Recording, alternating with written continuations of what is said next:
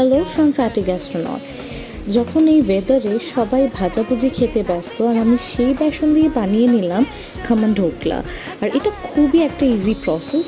শুধু বেসন, তার মধ্যে নুন, চিনি, হলুদ, মাখ মতন জল ভালো করে ফেটিয়ে বেকিং ট্রেতে অল্প একটু তেল দিয়ে রেখে, আর সেই ব্যাটারটার মধ্যে একটু ইনো দিয়ে আর একবার হুইস্ক করে ঢেলে দিতে হবে। তারপর কিছুক্ষণ বেক করতে হবে, 20 মিনিট মতন।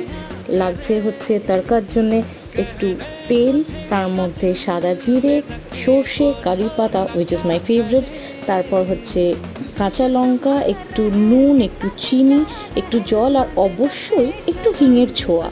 তারপর দিয়ে ভালো করে ওটা ঢোকলার ওপরে ঠান্ডা করে ঢেলে দিতে হবে। পিস পিস করে কাটার পর আপনারা গার্নিশ করতে পারেন নারকেল কোড়া দিয়ে। আর বাড়িতে আমি এই তেঁতুলের টক মিষ্টি ঝাল চাটনিটা বানিয়েছি, যেটা এর সাথে টপ নচ লাগছিল।